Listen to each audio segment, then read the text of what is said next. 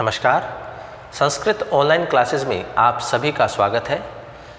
पिछली क्लास में हमने अभिज्ञान शाकुंतलम नाटक के अंतर्गत जो हमारा पहला अंक है उसको हमने पूर्ण कर लिया था। उसके संबंधित जो हमारे श्लोक हैं उनको लेकर के हमने चर्चा की थी।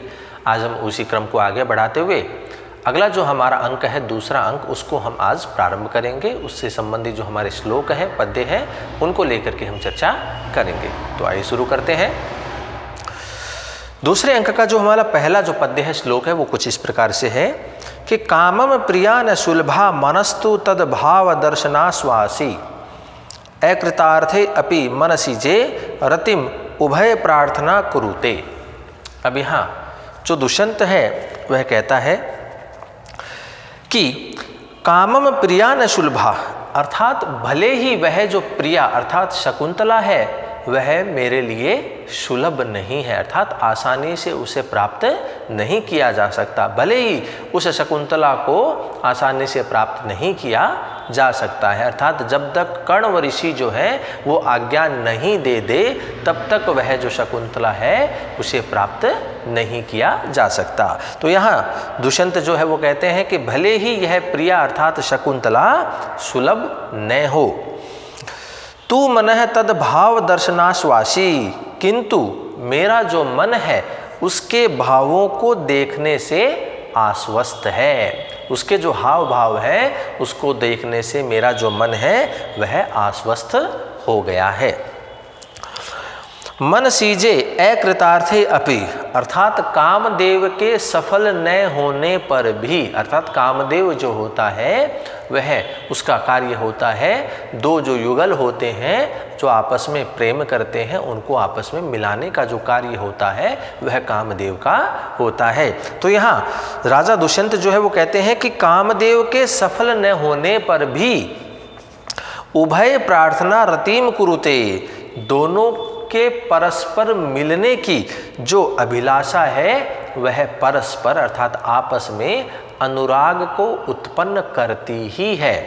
यदि कामदेव सफल नहीं होता है, दोनों को नहीं मिलाता है, लेकिन जो दोनों के परस्पर मिलने की जो अभिलाषा है वह दोनों में ही क्या है, अनुराग को अर्थात प्रेम को उत्पन्न करता ही है।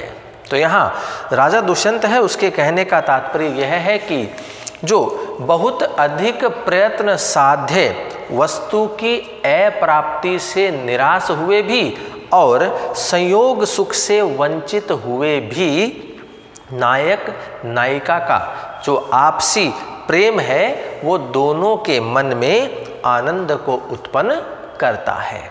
यहाँ शारीरिक सुख की प्राप्ति भले ही न हो, लेकिन जो मनः तुष्टि होती है वह तो सफल होती ही है।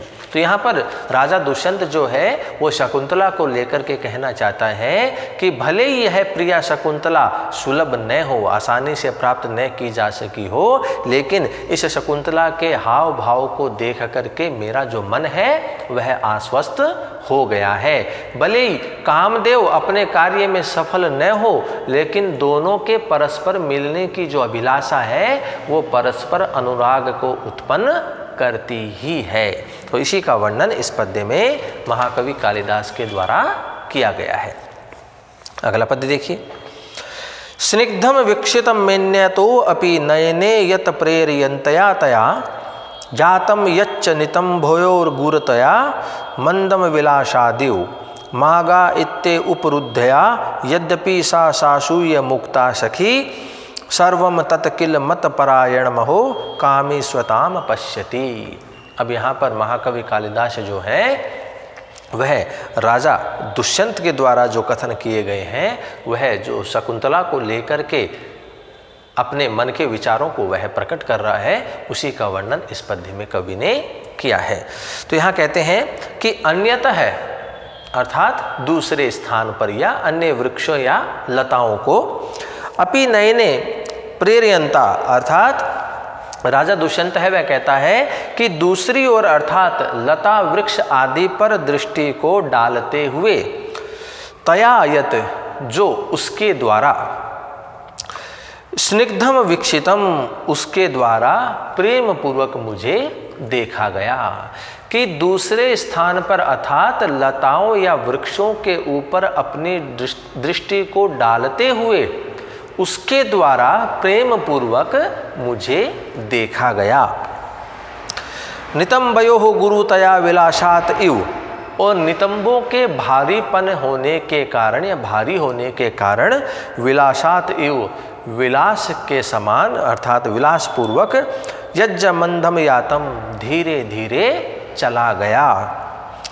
मागा इति उपरुद्ध्या सा सखी, और मत जाओ इस प्रकार से कह करके रोकी हुई सा सखी, उसकी सखी,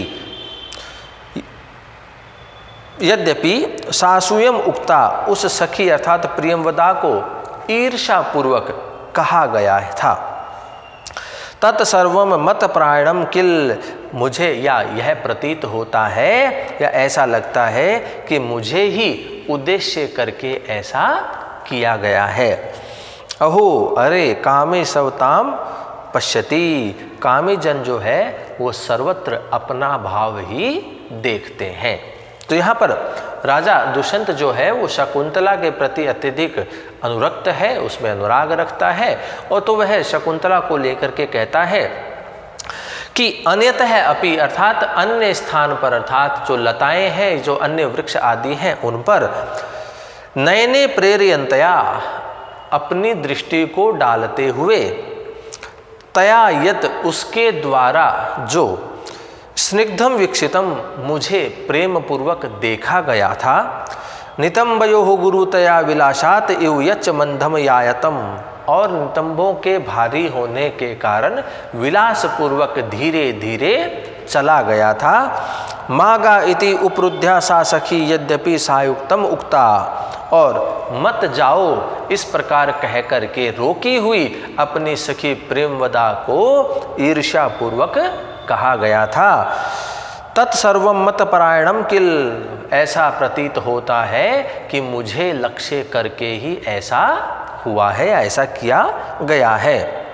अहो अरे कामी सवताम पश्यति, कामी जन सर्वत्र अपना भाव ही देखते हैं, अर्थात दूसरों के द्वारा अन्य उद्देश्य से किए जाने वाले कार्यों को भी कामी जो जन होते हैं वह अपने लिए ही समझने लगते हैं। तो इसी का वर्णन इस पद्य में महाकवि कालिदास के द्वारा किया गया है। अगला पद्य देखिए। न नमितुम अधिज्यम अस्मि शक्तो धनुरिदमाहित सायकम मृगेषु सवस्तिम उपेत्य ययि प्रियायाः कृत इव मुग्ध विलोकितोपदेशः। अब यहाँ जो राजा है और जो विदूषक है वो आपस में वार्तालाप कर रहे हैं। राजा जो है वह कहता है कि अहम, मैं, अधिज्यम अर्थात अच्छे प्रकार से चढ़ी हुई प्रतंजा वाले, आहित सायकम और बाण से युक्त, इदम धनुः इस धनुष को, मृगेषु नमितुम शक्तः नास्मि मृगों पर चलाने के लिए समर्थ नहीं हो रहा हूँ या मैं सक्षम नहीं हो रहा हूँ। वह राजा जो है वह कहता है कि अच्छी प्रकार से चढ़ी हुई प्रतंजा वाले बाण युक्त इस धनुष को मैं मृगों पर चलाने के लिए समर्थ नहीं हो पा रहा हूँ, क्योंकि यही अर्थात जिनके द्वारा सहवस्तिम उपेते, उसके सहवास को प्राप्त करके अर्थात उनके साथ में रह करके ही प्रियायाः अर्थात उस प्रिय शकुंतला के द्वारा या प्रिय शकुंतला को मुग्ध विलोकितोपदेश कृत इव, मानो मनोहर जो चंचल पात है, दृष्टिपात जो है वह उन मृगों के द्वारा ही सिखाया गया है।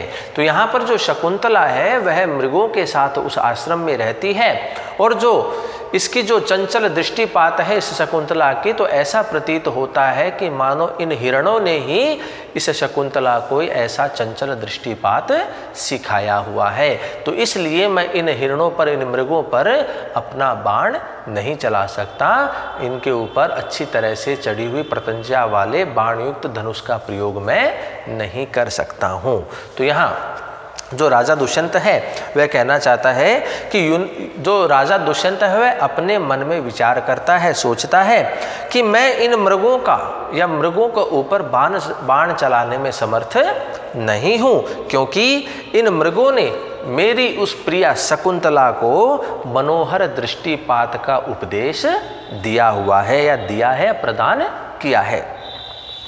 क्योंकि प्रिया शकुंतला जो है वो तपोवन में इन हिरणों के साथ में ही निवास करती है, रहती है, और उसने मानो इन्हीं मृगों से ही ऐसी चंचल दृष्टिपात को सीखा है, अथवा मधुर कटाक्ष करने की जो शिक्षा है वह मानो इन हिरणों से ही उस शकुंतला ने प्राप्त की है। तो इसलिए मैं इस आश्रम के इन मृगों के ऊपर धनुष अर्थात बाण चलाने में समर्थ नहीं हूँ। तो इसी का वर्णन इस पद्य में महाकवि कालिदास के द्वारा किया गया है। अगला पद्य देखिए। अनवरत धनुर्जा स्फालन क्रूर पूर्वम रवि किरण सहिष्णु स्वेदलेशैर्भिन्नम अपचितमपि गात्रम व्यायत्वदाद लक्ष्यम गिरिचर इव नागः प्राणसारम विभरति। अब यहाँ पर राजा दुष्यंत जब आश्रम में प्रवेश करते हैं तो उसका जो शारीरिक जो सौंदर्य है राजा दुष्यंत का, उसका वर्णन इस पद्य में किया गया है।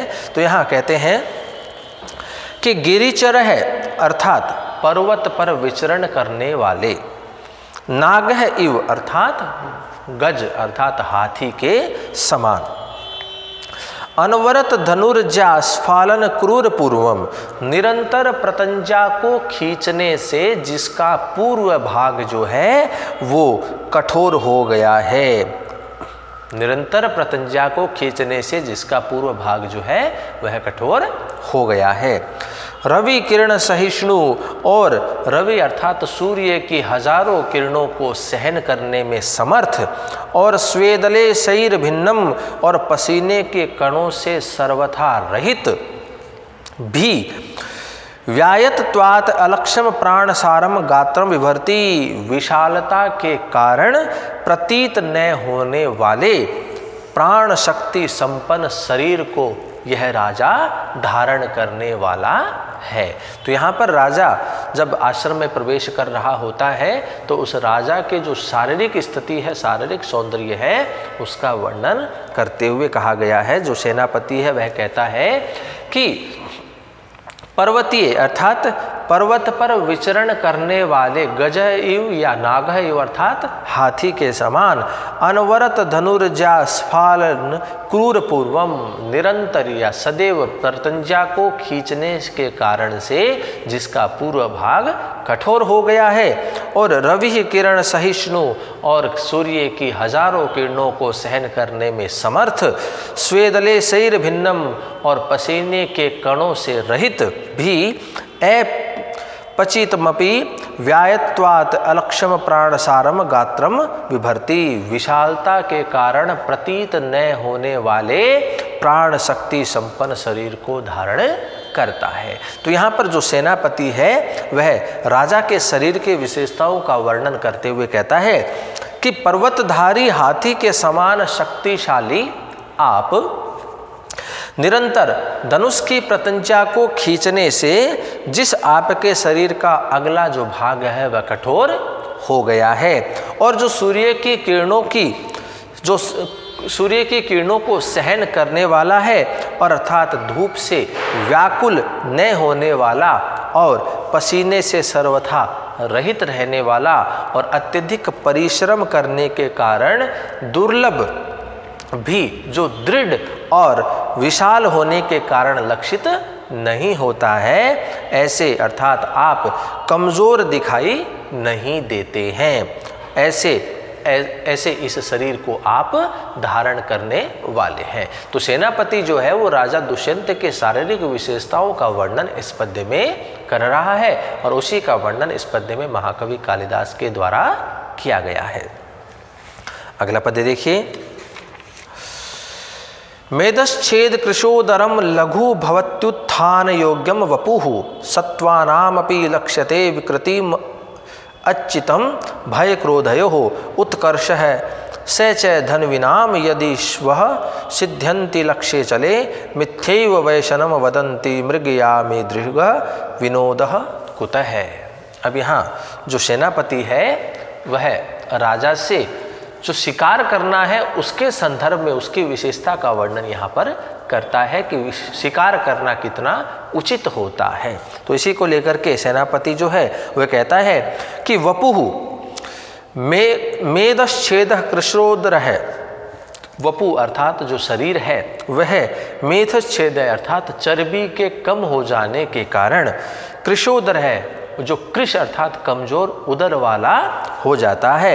लघु उत्थान योग्यम भवति और अत्यधिक चुस्त और परिश्रम करने के योग्य हो जाता है। कि शिकार करने से अर्थात मृगया से अर्थात शिकार करने से, आखेट करने से जो चर्बी है शरीर की वह कम हो जाती है, उदर जो है वो पतला कृश हो जाता है और शरीर में फुर्ती आ जाती है और चुस्ती आ जाती है और परिश्रम करने के योग्य वह शरीर हो जाता है। सत्वानाम भय क्रोधयो विकृतिम चित्तम अपि लक्ष्यते। और जीवों के भय और क्रोध की दशा में विकार युक्त जो उनका मन होता है, उसका जो भाव होता है, जो चित्त होता है, वह आसानी से पहचाना जा सकता है। कि भय और क्रोध की दशा में विकार युक्त चित्त को आसानी से पहचाना जा सकता है।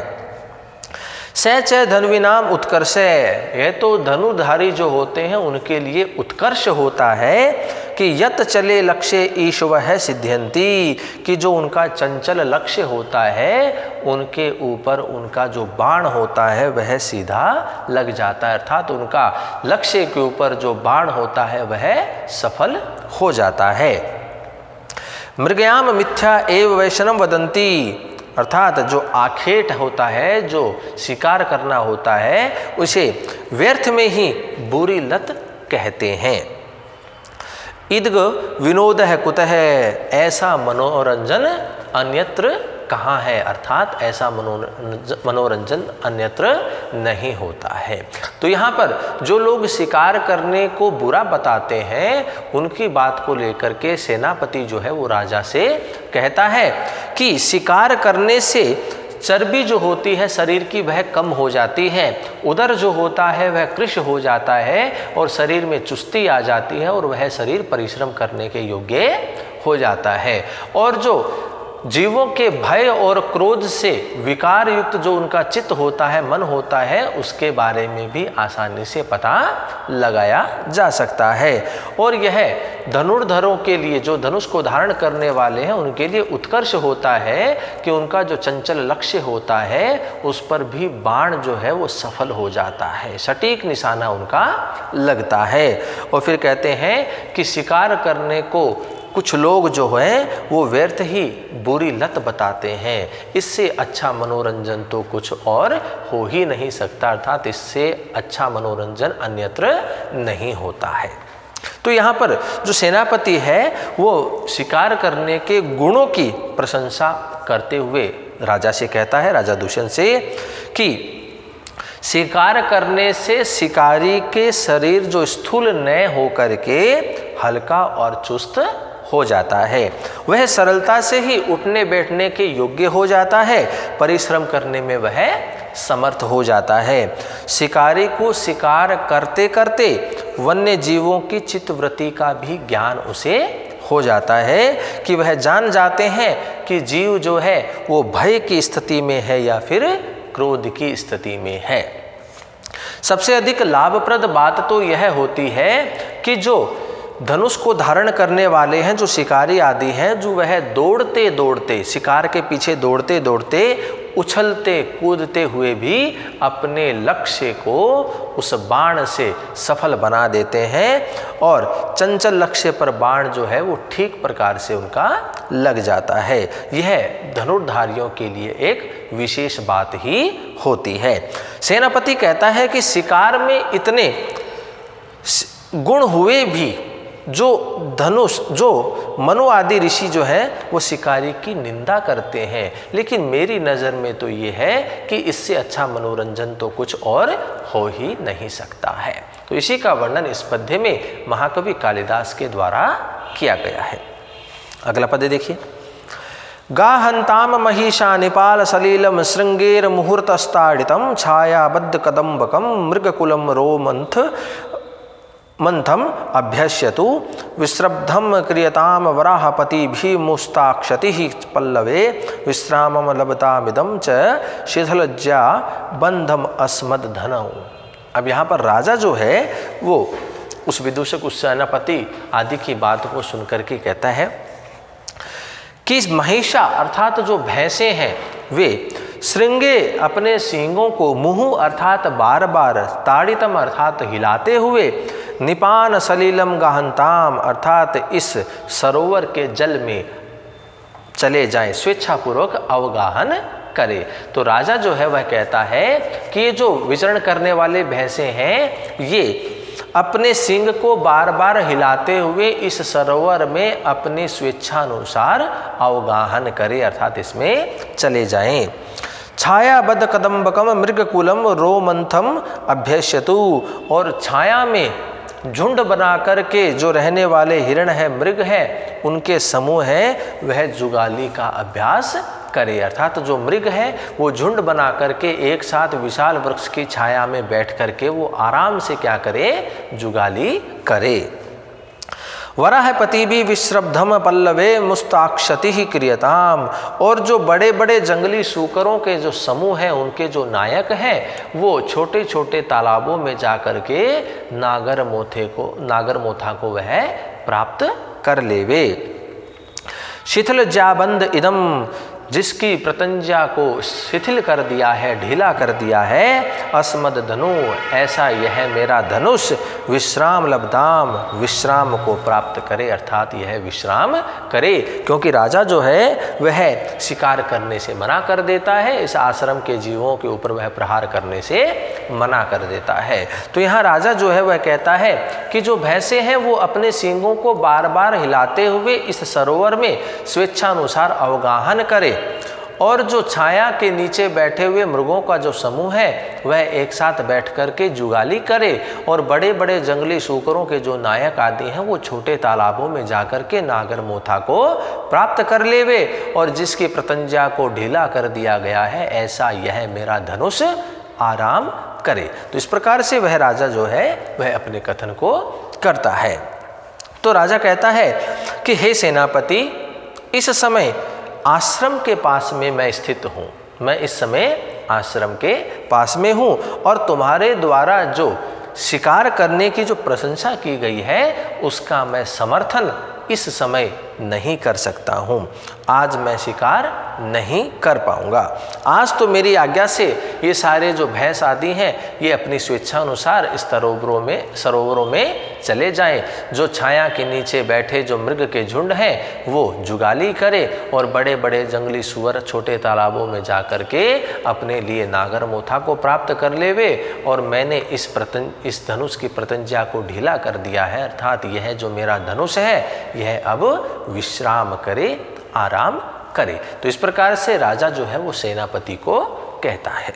तो इसी का वर्णन इस पद्य में महाकवि कालिदास के द्वारा किया गया है। अगला पद्य देखिए। शम प्रधानेषु तपोधनेषु गूढ़म ही दाहात्मकमस्ति तेज है स्पर्शानुकूला इव सूर्यकांता तद ने तेजो अभिवभादवंती। अब यहाँ पर राजा जो है वह अपने कथन को करता है और कहता है कि शम प्रधानेषु अर्थात शांति प्रधान, तपोवनेषु तप में निवास करने वाले, वन में निवास करने वाले अर्थात जो तपस्वी आदि होते हैं उनमें दाहात्मकम गूढ़म तेज अस्ति, दूसरों को जला देने वाला गूढ़ तेज रहता है, तेज छिपा रहता है।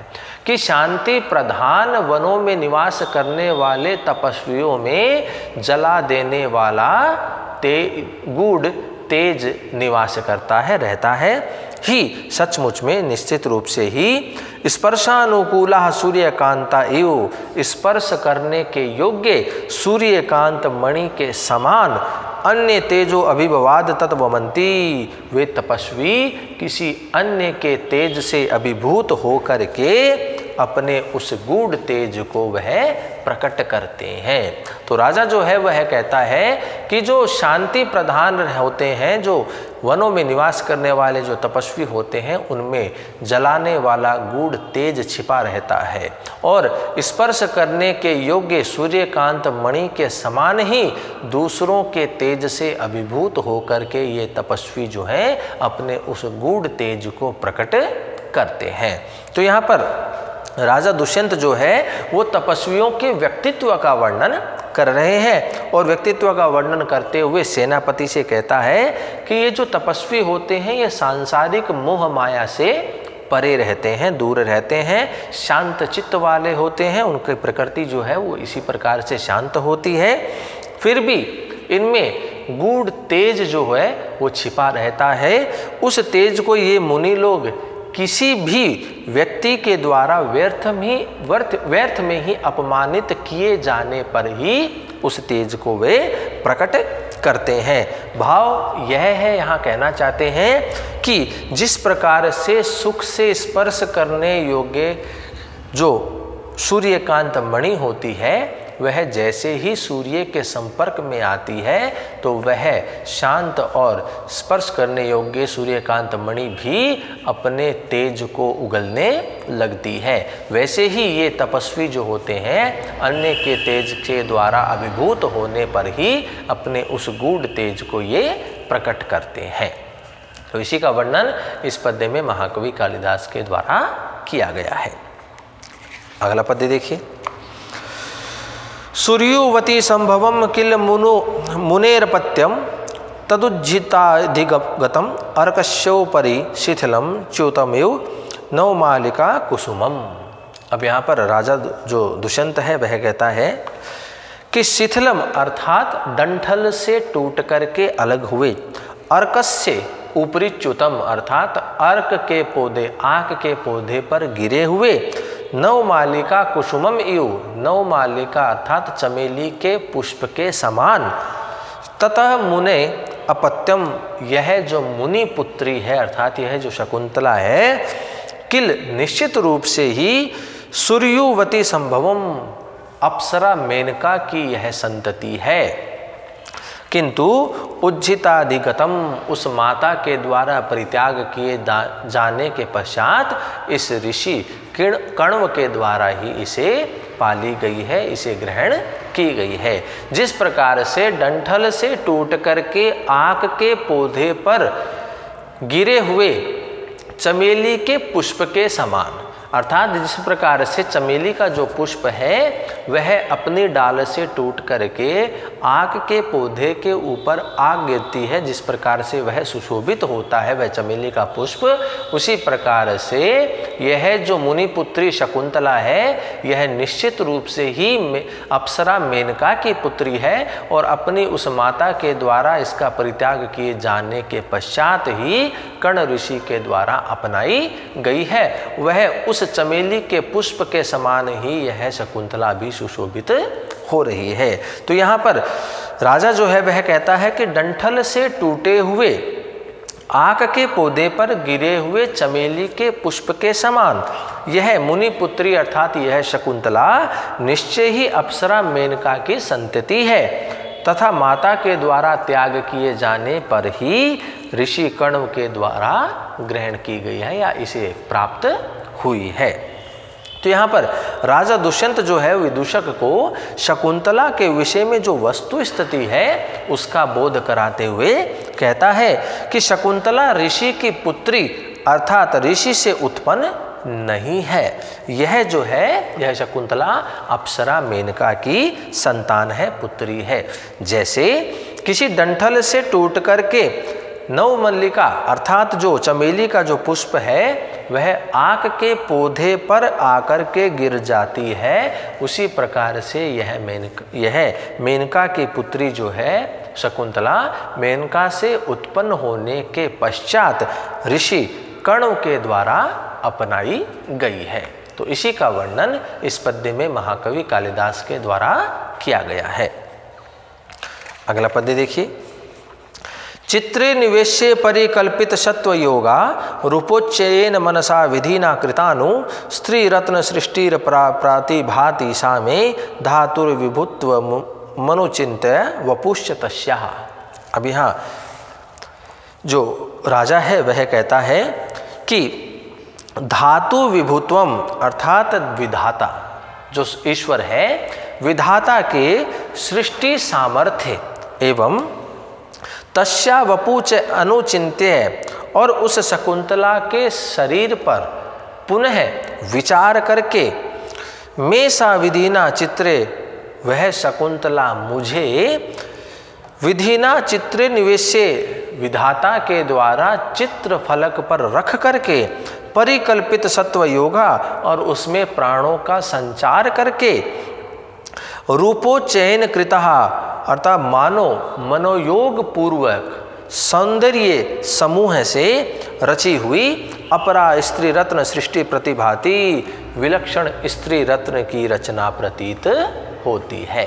तो यहाँ राजा जो है वो शकुंतला के शारीरिक सौंदर्य को लेकर के चर्चा करता है और वह कहता है कि विधाता की सृष्टि सामर्थ्य और उस शकुंतला के शरीर पर बार बार चिंतन करके उस विधाता के द्वारा अर्थात मुझे ऐसा प्रतीत होता है कि यह जो शकुंतला है उसकी रचना किस प्रकार से हुई होगी। तो वह कहता है कि वह शकुंतला जो है वह मुझे विधाता के द्वारा चित्रफलक पर चित्रफलक पर रख करके उसमें प्राणों का संचार करके और मनोयोग पूर्वक सौंदर्य समूह से रची हुई कोई विलक्षण स्त्री रत्न की जो रचना है वह मुझे प्रतीत होती है। तो यहाँ पर राजा दुष्यंत जो है वह विदूषक से शकुंतला के सौंदर्य का वर्णन कर रहे हैं और कहते हैं कि मैं इससे अधिक तो और क्या कहूँ, मैं इतना कह सकता हूँ या तुम इतना समझ लो कि ब्रह्मा ने जब उसे बनाया तब उसे पहले चित्र फलक पर रखा होगा और उसकी तस्वीर बनाई गई होगी। तत्पश्चात उसमें सबसे पहले जो सर्वांग सुंदर उसमें बाद में प्राणों का उसमें संचार किया होगा। इस प्रकार से उसका निर्माण ब्रह्मा ने अपने हाथों से किया होगा। उसका निर्माण ब्रह्मा जो है वो मनोयोग पूर्वक किया गया है और इन तीनों लोकों के सौंदर्य को एकत्रित करके ही उस शकुंतला के शरीर का निर्माण या उसकी रचना की गई होगी। तो यहाँ पर राजा दुष्यंत जो है वो है विदूषक से शकुंतला के शारीरिक सौंदर्य का वर्णन कर रहा है। तो इसी का वर्णन इस पद्य में महाकवि कालिदास के द्वारा किया गया है। अगला देखिए, अनाघ्रांतम पुष्पम किसलय मलूनम काररूहे रणाविद्धम रत्नम मधु नवमनास्वादित रसम अखंडम पुण्यानाम फलमीव च तदरूप बनघम न जाने भोक्तारम किमिह समुपस्थास्यति विधि। यह जो श्लोक है यह परीक्षा की दृष्टि से भी महत्वपूर्ण होता है। अक्सर यह श्लोक जो है वो परीक्षा में पूछा जाता है। तो यह जो कथन है यह राजा दुष्यंत का है जो कि विदूषक से कहता है। तो यहाँ कहा गया है कि अनघम अर्थात दोष से रहित अर्थात पवित्र, तद रूपम अर्थात उस शकुंतला का जो रूप है वह अनाघ्रांतम पुष्पम किसी के द्वारा न सूंघा हुआ पुष्प है। तो यहाँ पर जो शकुंतला का शारीरिक सौंदर्य है उसका वर्णन करते हुए राजा जो है विदूषक से कहता है कि अनघम अर्थात दोष रहित इस शकुंतला का जो रूप है वह किसी के द्वारा न सूंघा हुआ पुष्प है। कर रूहे अलूनम किसलयम और नाखूनों से न छेदा हुआ पल्लव है। अनाविद्धम रत्नम न बींधा हुआ रत्न है। अनास्वादित रसम नवम मधु और किसी के द्वारा अर्थात न ही आस्वादन किया हुआ रस अर्थात नवीन मधु के समान है। पुण्याम च अखंडम फलम एव और पुण्यों के अखंड से युक्त यह फल के समान है। ई है कम भोक्तारम समुपस्थास्यति इति न जाने विधाता ने इसके लिए किसी उपभोक्ता बनाया है, ये मैं नहीं जानता हूँ। तो यहाँ पर राजा दुष्यंत जो है वो शकुंतला के शारीरिक सौंदर्य का वर्णन करते हुए विदूषक से कहता है कि यह जो शकुंतला का जो शरीर है यह दोष रहित है और इसका जो रूप है वह किसी के द्वारा न सूंघे हुए पुष्प के समान है और नाखूनों के द्वारा न कुरेदा हुआ यह पल्लव है और इसका जो शरीर है वह न बींदे हुए रत्न के समान है और न किसी के द्वारा आस्वादन किए हुए रस के समान यह नवीन मधु है और यह पुण्यों के अखंड फल के समान है। न जाने विधाता ने इसके लिए किसी उपभोक्ता बनाया है, ये मैं नहीं जानता हूँ। तो इस प्रकार से राजा दुष्यंत जो है शकुंतला के शारीरिक सौंदर्य का वर्णन किया है और इसी का वर्णन इस पद्य में महाकवि कालिदास ने किया है। तो इस प्रकार से आज की क्लास में हमने अभिज्ञान शाकुंतलम के द्वितीय अंग से कुछ महत्वपूर्ण पद्यों को लेकर के हमने चर्चा की है। आगे के जो हमारे पद्य हैं उनके ऊपर चर्चा हम अगली कक्षाओं में करेंगे। तो आज की क्लास में इतना ही। धन्यवाद।